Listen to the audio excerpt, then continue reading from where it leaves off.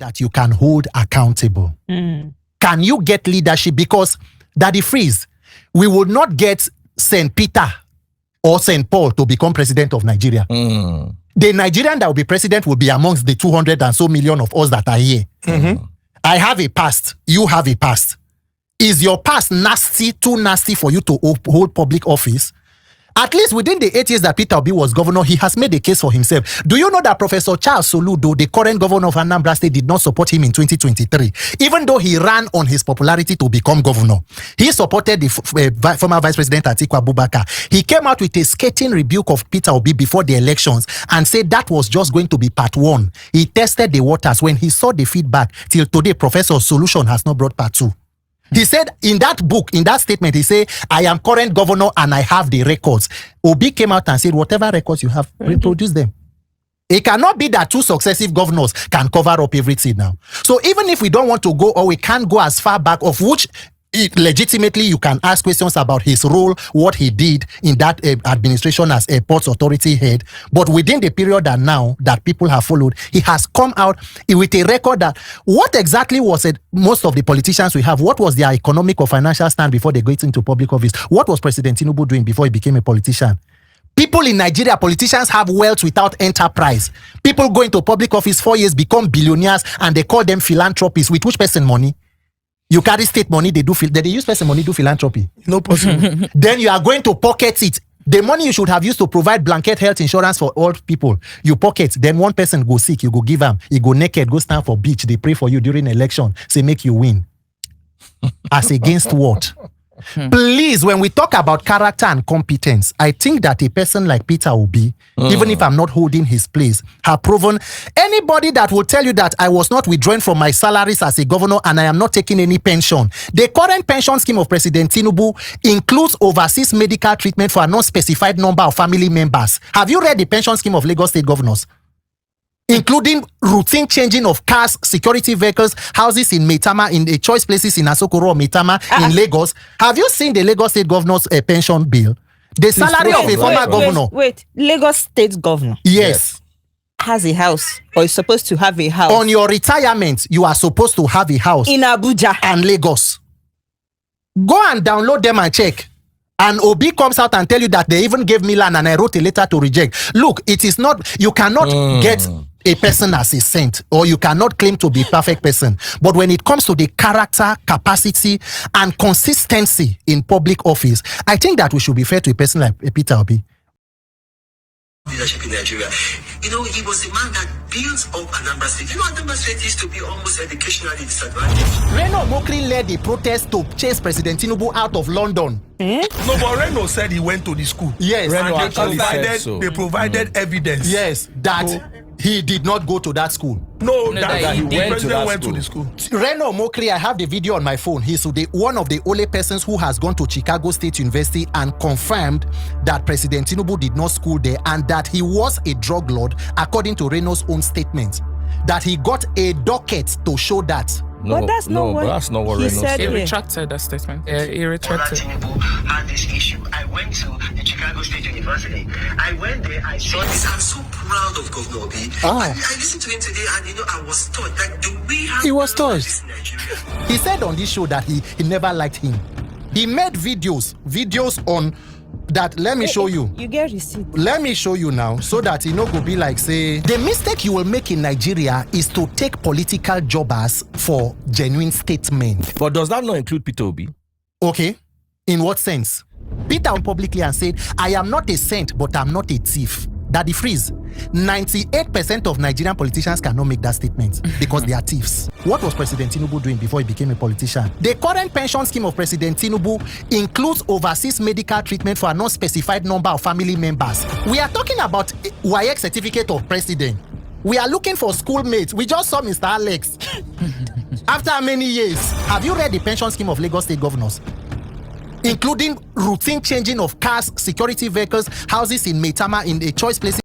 Very interesting take and a couple of admission or intellectual exposure from Randy Peters. Well, we all have a different perception to these entities or personalities. Reno Omokri, PeterObi, Bola Ahmed Tinubu, Atiku Abubakar, Rotimi Amechi, El Rufai. These are prominent political figures in Nigeria's political history.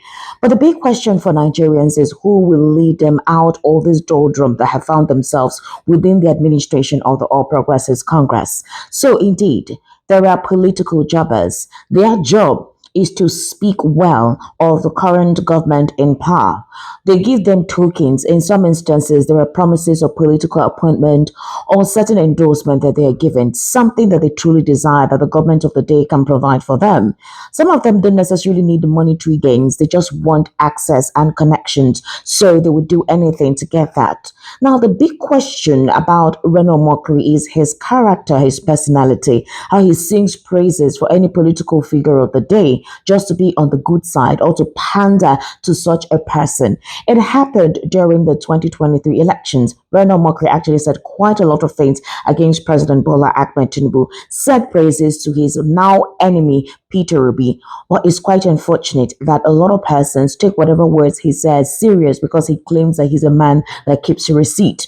The thing is this, if you want to make opposition or want to make opposing comments against the opposition, as you say, bring your receipts, but do not incite war. Do not incite religious or tribal sentiment. But that's not where Reno stopped, actually. So while Randy Peters was unfolding a couple of revelations about who Reno Omokri is, President Bola Ahmed Tinubu, what he gets after he was the governor of Lagos State, what the governors of Lagos State get after they stop being governors, their pension and a lot of gratuities that is offered to them, just the fact that they were governors. That's not the only thing he talked about.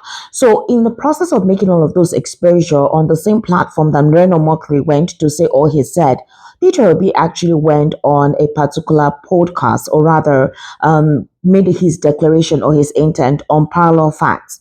On Parallel Facts, PeterObi then declared his intention to join a coalition if possible, if he's given 4 years to run the country, and gave a lot of his emoluments and what he said he was going to do in terms of his commitment to Nigeria if he's elected as a president.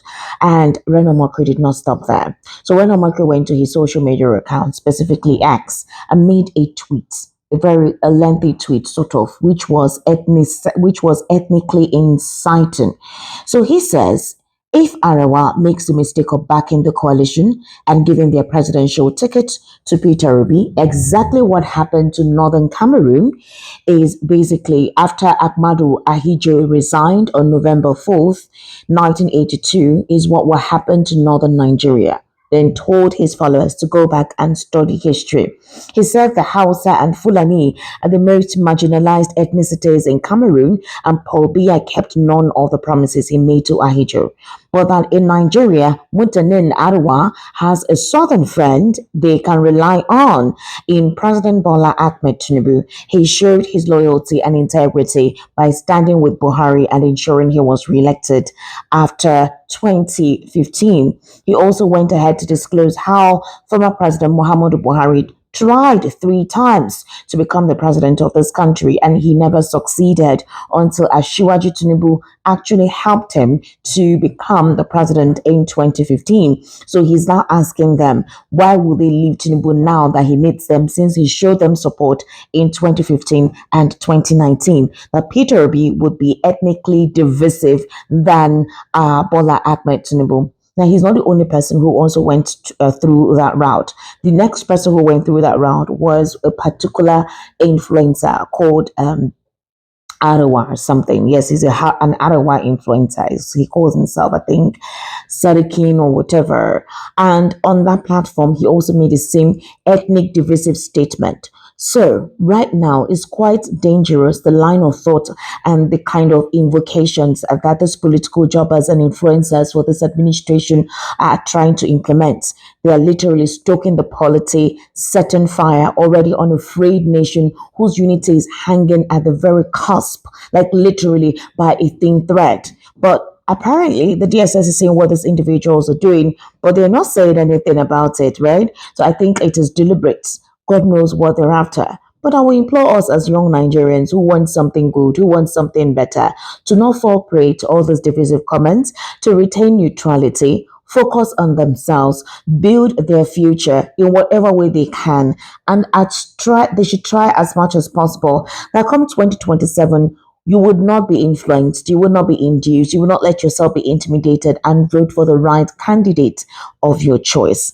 Nobody, none of those political elites are saints until maybe a different person presents themselves from a neutral front that can get the galvanization of Nigerians to trust and support them. Maybe fine, but as it stands now, it's between you and your future. So you have to decide what you want ahead of 2027.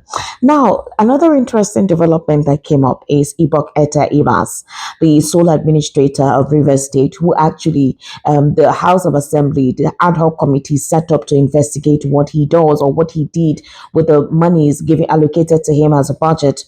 When he presented the breakdown, they asked him, I think out of what they found 24 point something billion naira that he used for CCTV in Rivers Government House. And they were like, excuse me, 24 billion naira for CCTV in Rivers? Interesting. So in just less than 6 months, more than that has been spent in Rivers. This is basically what they wanted to impeach the suspended governor for just 800 million naira thereabout that was allocated to him. This man has spent 24 billion already on CCTV. Quite interesting, right? So the 800 billion allocated to Rivers, I don't even think the former governor has been able to even use half of that fund. And that was part of the reasons that we're asking him to make accountability before the suspension from the president. Hey, I don't know, but things are actually happening within Nigeria's political system. At the end of the day, though, the question for the government of the day is, please, when will you begin to think of the people while you're going about your political permutations and all whatnot, mobilizing youths that would support the president in 2027? Israel has come out, the APC youth mobilization head has come out to say that they're promising the president 10 million youth for 2027. So while we're heading towards 2027, or while we're thinking of 2027, Nigerians need to survive. So what is going to be the existence bane? What will be our fortifier between now and 2027 before the APC already decides to grab power as they want to grab it? Well, I would implore you to let me know what you think about the conversation that was had by Randy Peters and a couple of statements made by Reno Omokri and other influencers who think that by dividing and stoking ethnicity, that the president will actually have an upper hand in 2027, rather than having to bring receipts of developmental projects, receipts of all those working within the cabinet of the president, or what they've been able to implement, how they've been able to make governance easy for the people. They're rather trying to truncate it in their defense to possibly fight the opposition, specifically PeterObi. They're using tribal cards, tribal and religious sentiments to divide the polity further. And if any other tribe was the one responsible for things like this, you would have seen the DSS in action. You would have seen our security formation in action. But it seems like certain tribes are allowed to continue doing this. And if the government of the day is supporting it, the only thing I can say to Nigerians is be careful. Make sure you stay alive, at least up until that 2027 and after 2027. See how you can make sure that you and your family members are safe from the conundrum that we have found ourselves now. Signing out. Bye for now.